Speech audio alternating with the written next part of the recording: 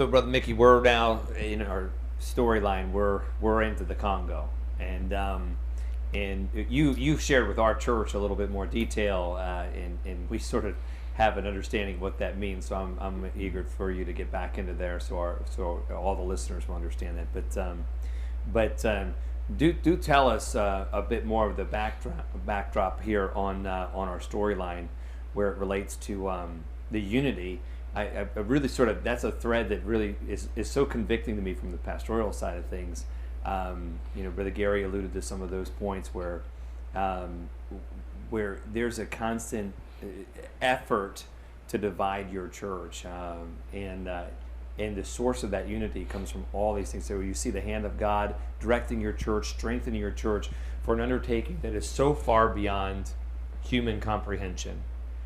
For you to be prepared for this, the way up was down, and so for your church to be prepared, it had to go through some things, much like Paul spoke about.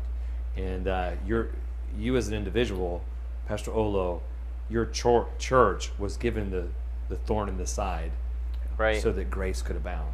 Yeah. There was a lot of stories you have a lot of stories about that. There's one specific story that you told us when we were there about someone coming in the church and trying to cause that division. If you could maybe expound on that a little bit more. Yeah. Before we got started in Congo, and we still do, we also started churches in Kenya. We're much concerned about our town in Nakuru. It's 500,000 people. We want a lot of churches started in Nakuru, need to be. And so we've started some, and we started one particular church, and the pastor of that church was an assistant pastor in Grace, and it's in their early years. As a matter of fact, it ended up being that gentleman who I shared with at the beginning that I saw tribalism in. Okay. And we sent him to start a church. Our philosophy is we just don't send somebody and they're out on their own. We believe churches start churches. Mm-hmm. Okay. I don't want to start a church.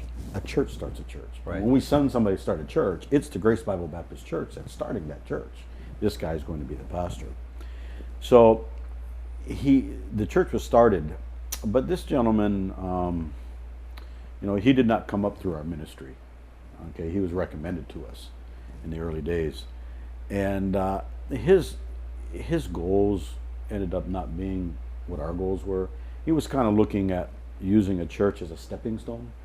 He found a way to come to America. And he literally abandoned his church in the middle of the night. Sure. And flew to America and stole money from the church. This is in the early days of getting that church started, so he was still our church member. Right. Okay. And so when all that happened, that was devastating. And we worked with him, and we tried to get him to come back. We tried to talk to people over here, and he refused. And it came to the point to where we had to put him on church discipline. He stole money from the church, a lot, to get there. And so we had to put him on church discipline. And that didn't sit well with him. Of course, he looked at me as the enemy. And he's still in the States today, and he's pastoring a church here of African refugees, and he's been helped out a lot by American pastors. But he never got over that. And he knew people in our church, of course. And one of the, unbeknownst to us, he was in contact with some people, promising them some things and stuff. So our ministry is going well. We're started in Congo. We're unified. Things are going well. And one day I receive a phone call from a woman. I didn't know who she was. And she said to me, Pastor Mickey, you don't know me. She said, but I have visited your church before. She said, and I love what you people do. You are so unified. You guys are doing so much for the Lord. She says, something is going on. I have to tell you. Wow. She said, she said there are 3 people who are very close to you that are trying to destroy your church and take over. You need to be careful. And I said, well, excuse me, you're going to have to give me a little more detail. First of all, I need to know who you are. She said, I can't tell you because if I do, she said, it'll destroy me. They'll know it came from me. And I said, you just expect me to believe? Who are these 3 people? She said, I can't tell you who they are. Because if I tell you who they are, they'll know I'm the one who told you. I said, well, I just can't believe what you're saying. You're just a stranger. Then she began to tell me things that she shouldn't have known. Things that only people from the inside, if you could understand, Right. would know. Wow. So she now has my attention. She said, be careful. That's all I'm telling you. And then she hung up. So of course I immediately went to Pastor Lowe and I told him about the phone call and I told him my thoughts. And again, he was concerned too because this lady knew things that really only a few people should know. And so we just filed it away. And time went on. And several years went on. Then we started having trouble that we didn't know where it was coming from. I mean, not division, but trouble we shouldn't have been having. So we knew there was an undercurrent, something going on, and we couldn't figure it out. And about that time, we started having trouble with the youth pastor. Some rebellion, some things that showed you that he just wasn't on board with some things. Yeah, you got to watch those youth pastors. No, Yeah, I know. I've learned that. You know, they're they are. that's why I got out of that part now. And he was very involved in the ministry in Congo and stuff. Well, as this is going on, we started having trouble with another gentleman in the church who we found out had some secret sin. What can I say? Well, we found out he had another wife. Okay. Polygamy is a problem in Kenya. All right. I know different ministries have different philosophies, but we do not allow polygamous people to be members of our church. Right. We don't believe it's biblical.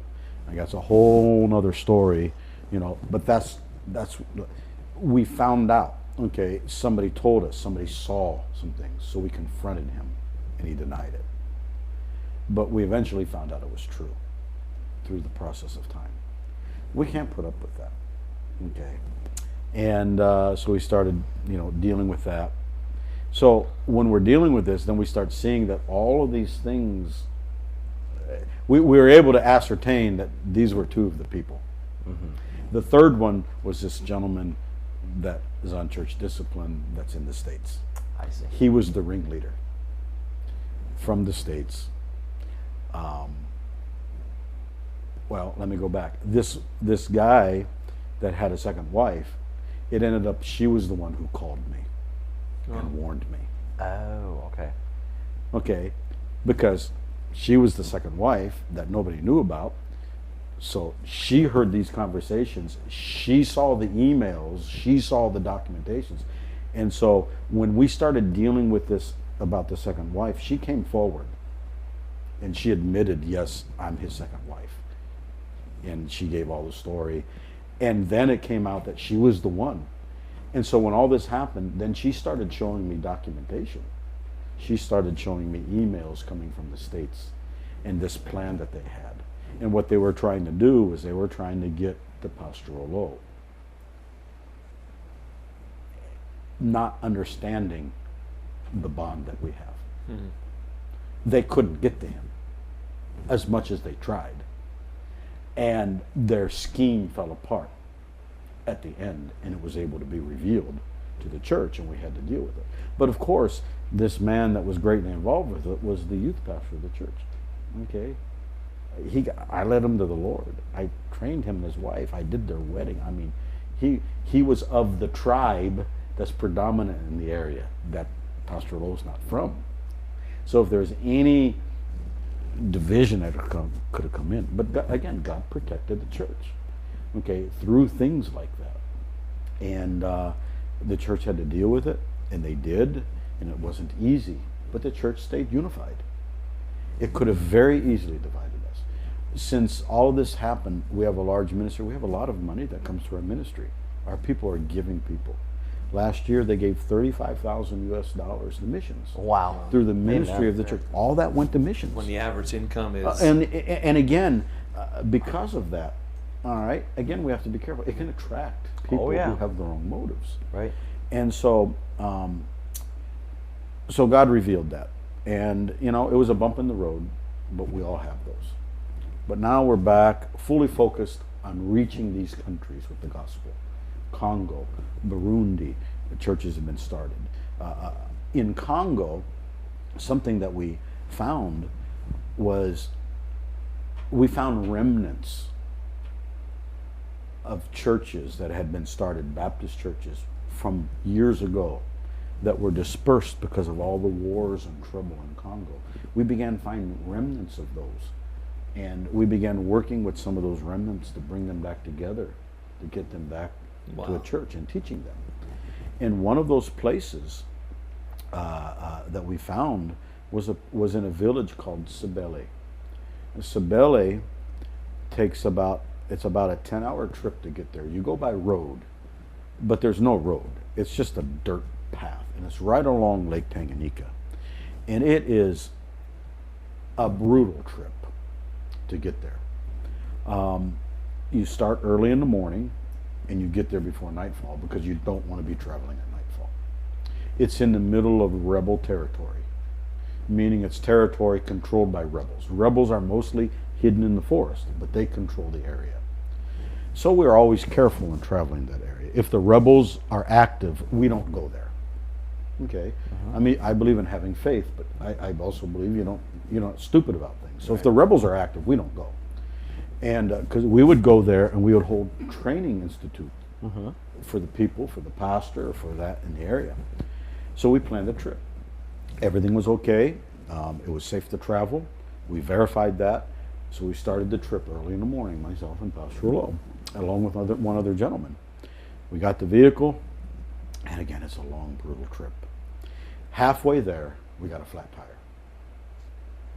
Well, there's no place to get a tire fixed. Yeah, you're not stopping by, No, there are no gas stations. Yeah. Understand, the way you fill up these vehicles with gas is they sell gas in bottles, water bottles that they buy. You take with you. That they buy, and you put in the tank. I mean, and there's no electricity anywhere. So, well, they put on the spare tire. When I looked at the spare tire was in worse condition than the tire that went flat. That wasn't in good condition. And sure enough, half hour down the road, that tire went flat. Oh my. So now we have 3 tires in working condition, 2 flat tires, and we're not going anywhere.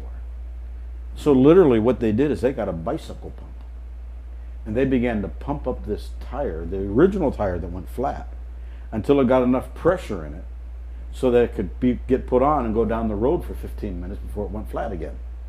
And they kept pumping it up that way. Every 15 minutes they'd Every stop. time it went flat, they'd stop, Wow. fill it up, pump it up, and we continue on. So now we get to where we need to be, and it's dark.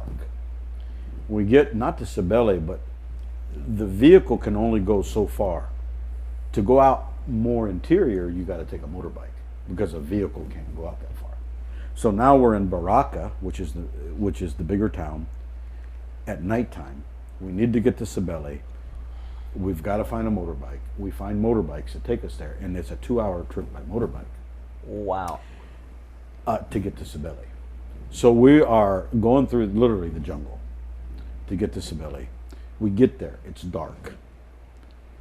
And we get off the motorbike, and as soon as we get off the motorbike, in the ditch on the other side of the road, jump a regiment of rebel soldiers.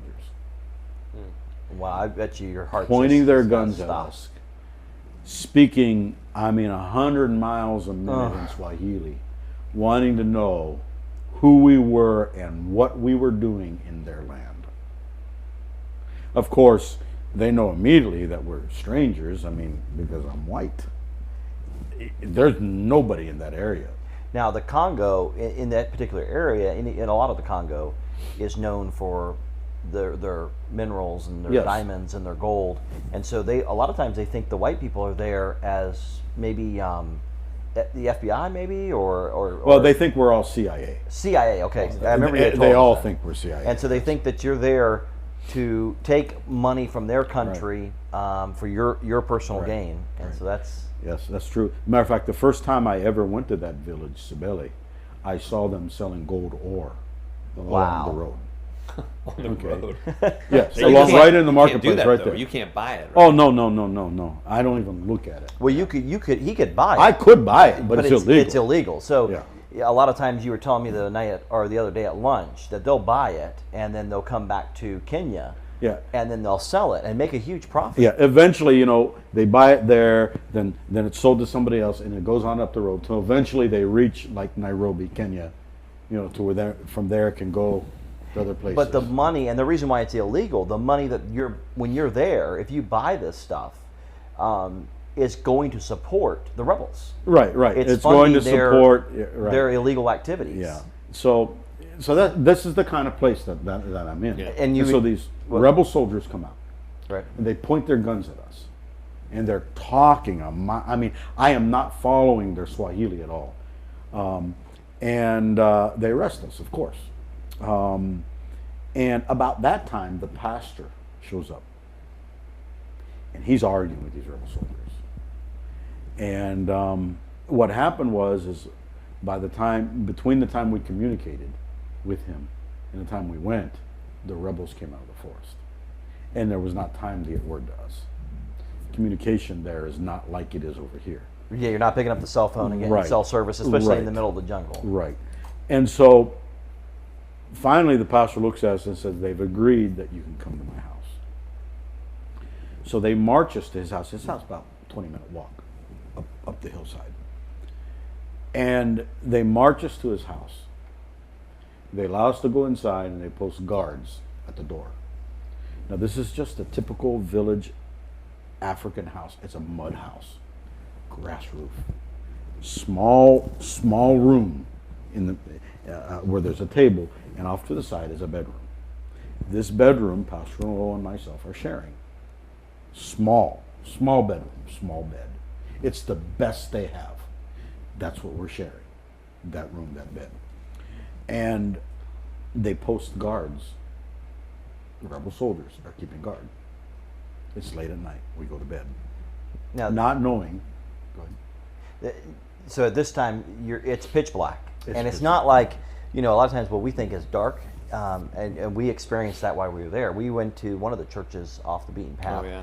and it was. when it's dark over there, it's like you can't see your hand in front of your face. We are 200 miles from the nearest electricity. Right, Yeah. and so it's like it is absolutely. Kind of give an idea for those that are watching. It is absolutely crazy to think, like your mind can't even wrap around the church building we were in. Yeah, the didn't see dirt anything. floor, the dirt walls. It's just like you just go back so far to think, like these places are still around and still exist, and yet there are people still serving God there. There are still people that love God. There are still people that are soul winning and serving God in these different places around the world. But we've got a lot more to tell you, and so we're going to take just a little break, and then we're going to come right back into it. Right now, they're in the hut, and they're being surrounded by a bunch of guards. So we can't wait to hear what happens next. But we'll see you guys in just a few minutes.